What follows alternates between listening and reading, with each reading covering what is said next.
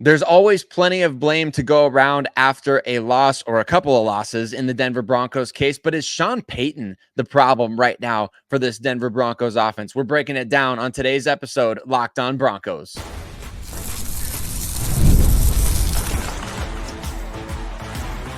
You are Locked On Broncos, your daily Denver Broncos podcast, part of the Locked On Podcast Network, your team every day.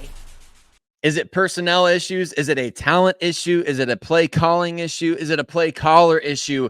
Whatever it is, the common denominator in all of those things seems to be Sean Payton right now. The Denver Broncos head coach coming under a little bit of fire here after the team starts 0-2 for the second consecutive season. Now sole possession of last place in the AFC West. It's not a fun position to be in, Broncos country, but look, nobody ever said it was going to be easy with a rookie quarterback under center. We are going to break down some serious things that need to be discussed here. As much of a hot take as it seems to say that Sean Payton may be on the hot seat right now, I don't know that he's necessarily in danger of losing his job, so to speak, but certainly he should be coming under fire for the decisions that are being made. So Broncos country, we're going to break it all down and we're going to go through this together, and want to say thank you to all of you that make Locked On Broncos your first listen of the day every single day. And if you haven't already done so, we appreciate it so much if you help out the show by hitting subscribe wherever you listen to podcasts. And if you haven't done so already,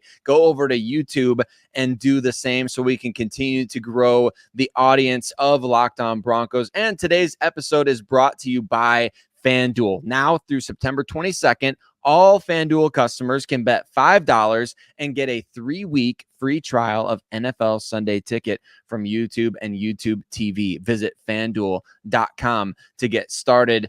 We got to start off by talking about whether or not Sean Payton's personnel choices are hurting the Denver Broncos right now. And I think there's some validity to this. You watch the Broncos in terms of snap counts, in terms of personnel choices that are made throughout the game. And of course, if execution was better, we can all agree that, hey, the personnel choices could be kind of ignored or even accepted as the norm, as it were. But when we're seeing the Broncos right now do offensively is really confusing, bordering on frustrating, if not boiling over to the point of being frustrating from the fan base perspective. The snap counts in this game against the Pittsburgh Steelers did not reflect well on head coach Sean Payton, in my opinion. 16 snaps for rookie wide receiver Troy Franklin, maybe more than people expected from him. But after all the talk last week about Marvin Mims and getting him more involved, and Sean Payton even kind of acknowledging that he's probably going to play more than 12 snaps, well, we saw Marvin Mims only play 9 snaps in week 2 against the Pittsburgh Steelers. And when you're seeing the Broncos really struggle against loaded boxes, against teams that are basically daring them to throw the ball deeper downfield, I think it's really telling, the fact that Marvin Mims is not playing right now. And there's a lot of other personnel decisions besides this that are hurting the Denver Broncos, in my opinion. Now, there's always been this talk about, man, Sean Payton's bringing so many New Orleans Saints or former New Orleans Saints to Denver. The Broncos are bringing in a lot of his guys, right? Well, one of his guys who's kind of an example of what I'm talking about here is wide receiver Lil Jordan Humphrey. And with all due respect to Lil Jordan, who actually showed off some yak skills in this game against the Pittsburgh Steelers, right? We saw him make a play or two. With all due respect to him, it's an issue to me that Lil Jordan Humphrey is getting 5 targets and catching 4 passes, while somebody like Courtland Sutton is only catching 1 pass and getting 4 targets. And we talked about that in the post game. But when you have guys that are Sean Payton's quote unquote guys on this team, and specifically for Lil Jordan Humphrey, who is on the practice squad now, having been elevated for 2 weeks in a row, the fact that a practice squad receiver is playing so substantial snaps on the offense, and not just playing substantial snaps, but actually getting significant involvement, plays that are designed to go to Lil Jordan Humphrey. And there's nothing wrong with that if the offense is playing well, right? If the offense is doing well and you're spreading the ball around and you're having success, you're converting on third downs, you're having success on first down, your quick passing game is working. Like, if all that stuff is going great, then getting Lil Jordan Humphrey involved in the offense, or more involved in the offense, It's no big deal. We saw him have success last year. He deserves a spot on this team, and he deserves a spot in the rotation.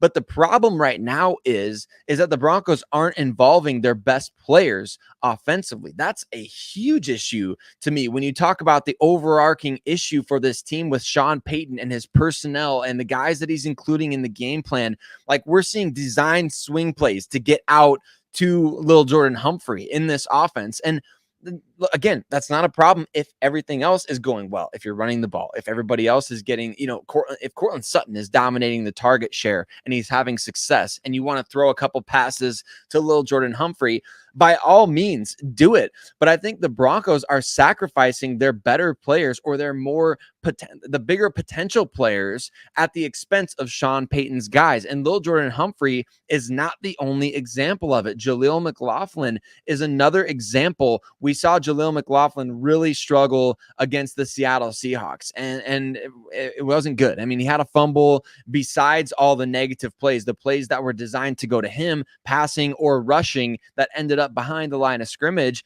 Well, against the Pittsburgh Steelers, we saw Jaleel get involved again, 3 carries for 6 yards. And look, Broncos country, we all know these are not acceptable numbers.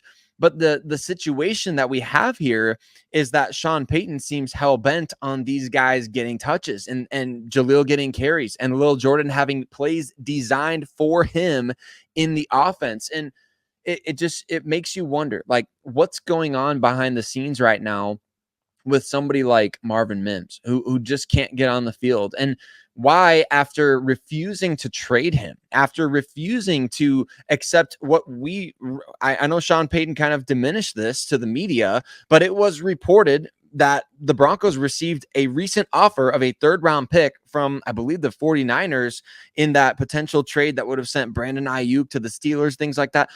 The bottom line is, why are you refusing any trades for Cortland Sutton if you're not going to feature him in the offense? And so I just have so many questions right now about the personnel choices, not to mention if you want to get into personnel groupings. I know there's been a lot of discussion and discourse about that on Twitter or X right now, and people saying, well, the personnel groupings aren't really that big of a deal, or this, that, and the other. To me, it's not just the personnel groupings. It's what you're deciding to do, or the plays that you're deciding to run out of those personnel groupings. I was having a great conversation, at least I thought it was great, with our good pal Patrick Chiotti on Twitter about this, about a personnel grouping where, hey, you had Michael Burton, Adam Troutman, and Jaleel McLaughlin out there on the field in the tight red zone on that play where Bo Nix threw an interception. And I agree, there's no issue with having those guys out there in terms of a personnel grouping, but what you chose to run in the situation you chose to run, a pass play that wasn't play action on 2nd and goal, where you leave Bo Nix only, minimal options there with guys that aren't supposedly, they're not the premier playmakers in the passing game. Let's put it that way. That's what I struggle to accept with the way that Sean Payton is kind of going about things right now. It's not that I don't agree with every personnel grouping that he's throwing out there. It's simply the fact that he's putting guys out there that they're not the best group to help you succeed in certain situations. And even Payton himself acknowledged this after the game, saying we've got to start looking at who we're asking to do what when it came to personnel groupings. And he talked about the idea of maybe like so many different personnel changes in terms of all the different groups that they have, like the Broncos basically sending in a hockey style line shift, right? He's like, maybe that's not helping us, right? So I think there's a lot of validity to the issues and the struggles right now in terms of, okay, who's out there on the field? Are the Broncos maximizing the players that they currently have? Are they utilizing everybody correctly? This was a major issue that we saw last year. And unfortunately, Russell Wilson caught a lot of the blame, but I don't think Sean Payton is absolved completely of everything that happened last year. And we've talked about that before. We know that Sean had his plenty, he took his share of the issues for last season and the way that things went, but that was then, and this is now. And now we're seeing some similar issues pop up personnel wise. And so to me, I do believe this is an issue that we're going to hopefully see get corrected in terms of guys that are not, playing enough snaps, guys that are playing too many snaps, guys that are getting design touches, guys who should be getting design touches. There's a lot going on there offensively for the Denver Broncos right now, but the issues kind of extend beyond personnel and potentially into play calling. Over the preseason, we heard Chase Daniel talk about this on his podcast with Diana Rossini, The Athletic over there. There's an issue potentially in terms of the Broncos having Joe Lombardi call plays in the preseason as opposed to now Sean Payton, and they're having some communication problems with that. The Broncos are, and they're not only that, but play sequencing, the timing of certain play calls, and all of these different things kind of rearing their ugly head. So we're going to break down exactly why maybe Joe Lombardi, should he be the one that's calling the plays offensively for the Broncos, or is that an overreaction? We're going to talk about that up next on today's episode, Locked On Broncos. Today's episode of Locked On Broncos is brought to you by LinkedIn. When you're hiring for your small business, you want to find quality professionals that are right for the role. That's why you have to check out LinkedIn Jobs. LinkedIn Jobs has all the tools to help find the right professionals for your team faster and for free. And LinkedIn is not just a job board. LinkedIn helps you hire professionals that you can't find anywhere else, even those who aren't actively searching for a new job, but hey, they might be open to the perfect role. In a given month, over 70% of LinkedIn users don't visit other leading job sites. So if you're not looking on LinkedIn, you're looking in the wrong place. On LinkedIn, 86% of small businesses get a qualified candidate within 24 hours. So hire professionals like a professional on LinkedIn. LinkedIn knows small businesses, you wear so many different hats and you may not have the resources or the time to hire. And LinkedIn is constantly finding ways to make that process easier. They even just launched a brand new feature that helps you write job descriptions, making the process even easier and quicker. Post your job for free at linkedin.com/lockedonnfl. That's linkedin.com/lockedonnfl to post your job for free. Terms and conditions apply. Today's show is also brought to you by Game Time, and there's something special about going to a live event. If you're seeing your favorite sports team play in person, you're seeing your favorite music artist, there's something special about it, especially if you get to go with the people that you love. And Game Time is making it easier for all of us to get to the games or concerts or just events that you want to go to the most. Game Time has a brand new feature called Game Time Picks that makes getting tickets for your favorite live events even easier. And Game Time Picks is going to filter out all the fluff to show you only the incredible deals on great seats so that you don't have to waste a bunch of time searching through thousands of tickets. There's curated deals within the app to make it easier to find the best price on great seats. There's seat views before you buy, which is my personal favorite feature of the Game Time app, and always the lowest price guarantee with event cancellation protection, job loss protection, and more. Game Time gives you everything that you need to take the guesswork out of buying tickets. So take that guesswork out of buying tickets with Game Time. Just download the Game Time app, create an account, and use the code LOCKEDONNFL for $20 off your first purchase. Terms apply. Again, create an account and redeem code LOCKEDONNFL, LOCKEDON NFL for $20 off. Download Game Time today. What time is it? Game time. Do the Denver Broncos need to make a change off of Sean Payton calling plays for the offense and maybe go back to Joe Lombardi, who called plays for the offense in the preseason?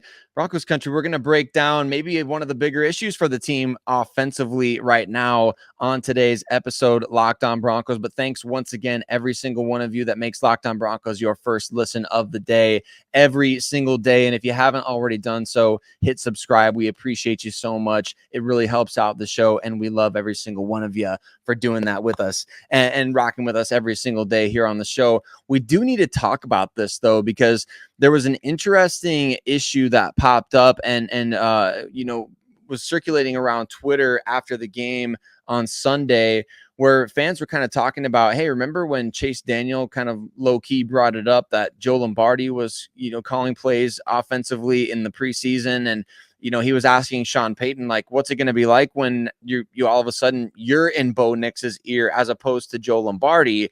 it's a great point to be made, because we've seen some issues with communication from the sideline. We've seen some issues, maybe some confusion out there in the huddle with Bo Nix relaying the plays, the Broncos not getting the plays in on time, and really taking the play clock down to 0 almost every time, which, look, that is an absolute gift for a defense like the Pittsburgh Steelers, when they're already good at just straight up beating people one-on-one, especially in the pass rush department. But I mean, give TJ Watt the opportunity to just wait for the play clock to hit 1 or close to 0 and time the snap like that.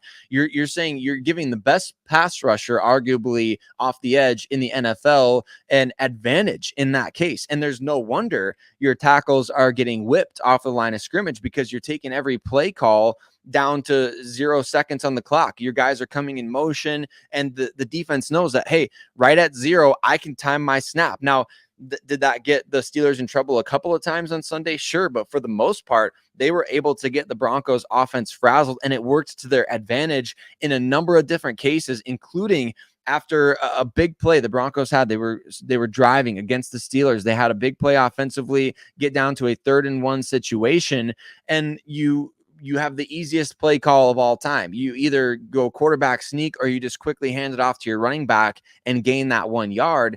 But we saw, and I talked about this in the post game, we saw Bo Nix kind of, wrapping his finger at the huddle, being like, hey, get the play call in. Like, we need to move the ball. We need to get going here, get to the line of scrimmage. They took the play clock all the way down to 0, and the Steelers were able to time the snap, had a free rusher untouched off the edge, tackled Javonte Williams for a loss in one of the most predictable scenarios you can have. And these are not situations, and this is not indicative of a well-coached team, right? And Sean Payton prides himself, obviously, on, being a disciplined head coach and having a disciplined team. The Broncos, they don't want to commit a lot of penalties. They want to make sure they're in the right place at the right time, obviously. And with a young team, you are going to have certain struggles and certain things that you have to live with, right? But if Sean Payton is calling out a play that is too long for Bo Nix to relay before he has time to, like, Bo doesn't even have time right now to go up and scan the line of scrimmage. He's like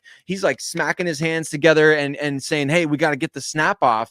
That's not conducive for anybody. That doesn't work for anybody in the NFL. You cannot have those kinds of things happening if you're Sean Payton and the Denver Broncos. So what was working better in the preseason when Joe Lombardi was calling the plays? Was it simplified play calls? And if that's the case, like, it's not the same as what you're talking about with Russell Wilson. With Russell Wilson last year, the frustration was that the whole playbook wasn't open. The whole playbook can still be open if you just limit the amount of words that's in a play call, right? I mean, that's the problem right now, is that you're having these elongated play calls that, man, it sounds cool when you're rattling them off in a press conference, or you're having an interview for a podcast, and somebody's like, hey, what was the play call when Drew Brees threw this touchdown pass to so-and-so, to Jimmy Graham in the playoffs? And you like rattle off this really long play call that, man, it sounds so impressive, but it's really actually very frustrating when you're seeing a rookie quarterback out there struggling to get the play call and having to kind of like look down and really focus and not able to get the play call off in time. The Broncos had to take an unnecessary timeout in the second half, costing them in the end of game situation. Remember the situation with the onside kick, man, it's such an easier decision to kick that ball off, even if you have 2 timeouts instead of just 1. So earlier in the second half, you have to burn a timeout because you're not getting a play call in on time. And that has a domino effect to late in the game when you kick the ball off. You want to use your defense, which has been playing really well, to get a stop. And then all of a sudden, we only have 1 timeout left. We're only going to have 20 seconds roughly to work with in the end of game situation, which at that point, you're kind of a fish in a barrel, right? And so I just wonder if Sean Payton himself is not going to simplify the play calls. Does he need to empower Joe Lombardi to do it as he was in the preseason? Because not only were the play calls getting in on time in the preseason, but the Broncos, and I know defenses very different, talent level very different, but I mean, the Broncos were at least moving the ball in the preseason, and they were having some success both running and passing. So I think there is something to the idea that, man, if Bo is able to get up there and at least scan the line of scrimmage and see what the defense is doing, that could be an advantage for the Broncos. Go figure, as opposed to breaking the huddle with about 10 to 12 seconds left on the play clock and having to rush up and, then have the motion or then have this and the other and just quickly snap the ball. So there may be something to this, Broncos country. And I know last year, especially after that Miami game, there were calls for, hey, Vance Joseph, maybe he shouldn't be calling the defensive plays. Then as the season kind of went along and progressed, we saw improvement from that defensive unit. And so is it too early to say the Broncos need to strip Sean Payton needs to kind of strip himself of the play calling duties? Maybe too early for that. But at the same time, it's something to kind of keep in our back pockets here as we go forward, because look, I mean, if the play calls aren't getting in on time, you're setting your rookie quarterback up for failure. You're setting him up for failure, not just because he doesn't have time to scan the line of scrimmage and scan the defense and see what they're doing, but it also gives the defense a huge advantage of being able to time the snap, especially in obvious passing situations. So Broncos country, does Joe Lombardi need to start calling plays? I mean, you let me know in the comments what you think about that, because I think it may be a valid point to be made at this point that Sean Payton calling the plays, not to mention, are they calling the right plays in the right situations? Like, is Sean able to effectively manage a game from that standpoint right now? Is he situationally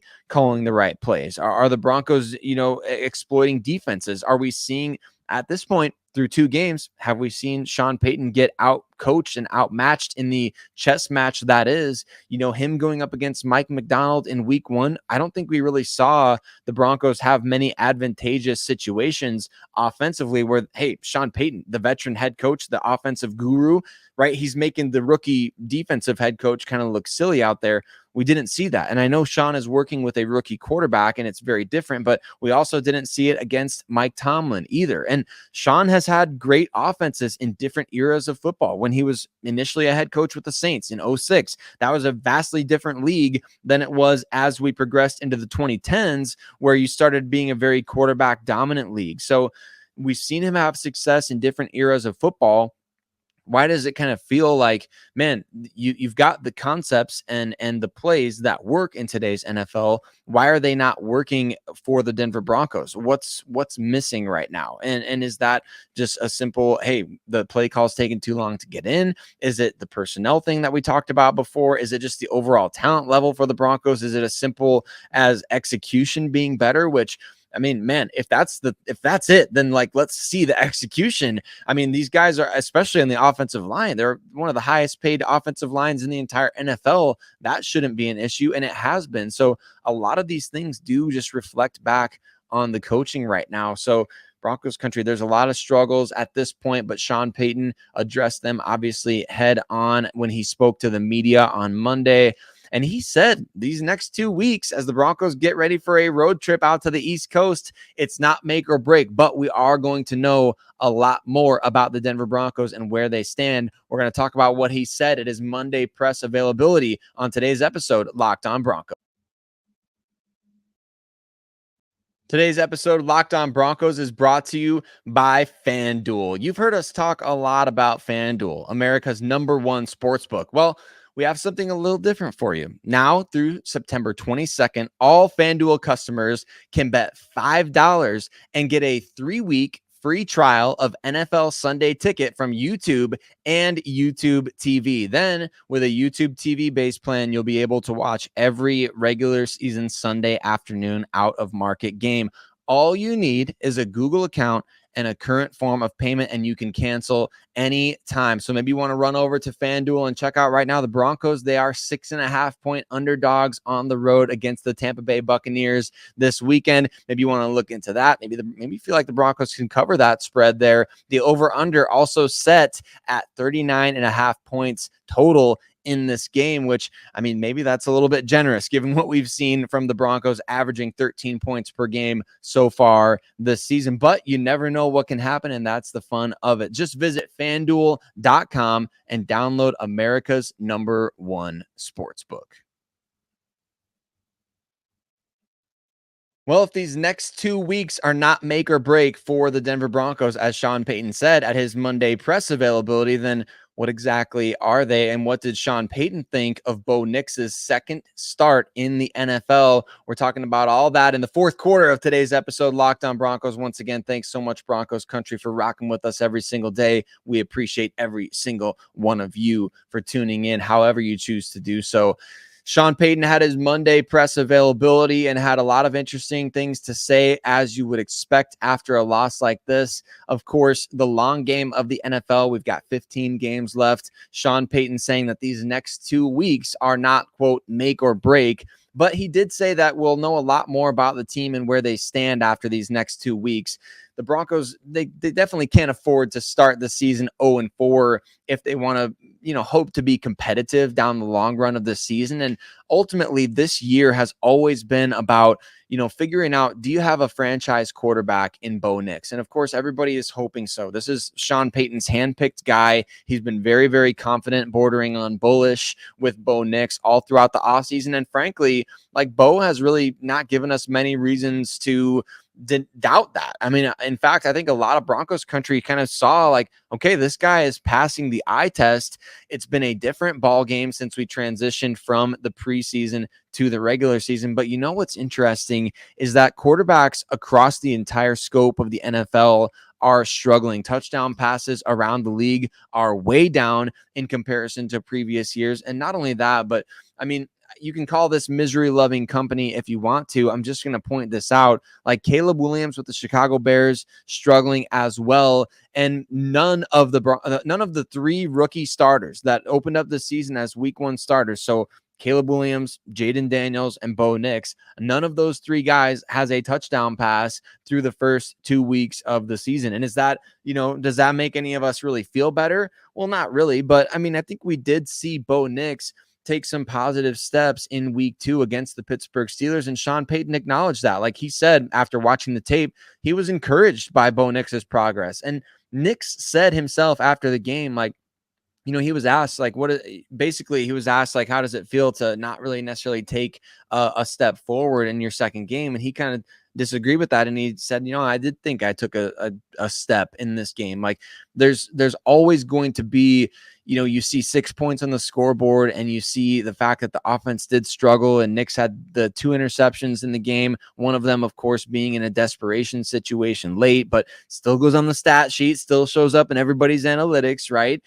And Bo saying that he took a step in this game probably caught a number of people off guard. But I personally also thought that he took a step as a passer in this game. And we're still seeing a lot of the issues with, the run game not helping him out, dropped passes not helping him out. And of course, he does need to be more accurate with the ball in certain situations. He needs to make better decisions with the ball, like we saw on that interception in the tight red zone. We need to see guys coming open on third down, and Bo seeing those guys open on third down as well. But I still think there was a lot of positive to take from this game against the Pittsburgh Steelers, especially when you grade it on the curve of what we saw against the Seattle Seahawks. Like against Seattle, man, the Broncos really struggled to hit anything beyond 5 yards in the offense. And this game against the Pittsburgh Steelers, they had a number of big plays downfield. They took more shots and they hit more shots in this game. Was it perfect? Was it ideal? Absolutely not. But I think Sean Payton said he agreed. Like he thought Bo Nix took a good step against the Steelers overall. So the head coach being encouraged by the progress of the quarterback is a big deal. Now the Broncos go on the road to face off against the Tampa Bay Buccaneers, and they're going to stay out there on the East Coast, according to Sean Payton, as they get ready to face the New York Jets. So after they play the Tampa Bay Buccaneers, sounds like the Broncos are actually going to be staying in West Virginia as they get ready to face off against the Jets. And Payton said, like, they just kind of have to go into the teeth of this thing, right? I mean, Tampa Bay, the Jets, those are two really good defenses. And the Broncos played, pretty good defense in week 1 in Seattle, a really good defense in week 2 against the Pittsburgh Steelers. And now you're going up against Tampa Bay, that's kind of a well-oiled machine on that side of the ball, as well as the New York Jets, who certainly don't make life easy on opposing quarterbacks. And those two defensive coaches, Todd Bowles and Robert Saleh, respectively, are going to be licking their chops as they get an opportunity here to go up against a rookie quarterback. But hopefully we continue to see steps forward from Bo Nix. Hopefully we continue to see strides made here for the Denver Broncos. Progress is what it's all about right now, Broncos country. It's easy and understandable, justifiable even, to be frustrated with the way that the Broncos offense is playing right now, but hopefully brighter days ahead. Hopefully mistakes and issues get corrected, and hopefully we see Sean Payton at the forefront of all of those things. But thanks so much, Broncos country, for tuning in to today's episode. We're going to continue to break down what went wrong against the Steelers, what needs to go right against the Buccaneers as the week progresses here on Locked On Broncos. And thanks so much for making us your first listen. For your second listen, you want to check out Locked On NFL and the guys over there who are breaking down all of the action around the league and the biggest storylines. So Broncos country, mile high salute to every single one of you. We'll see you on tomorrow's show.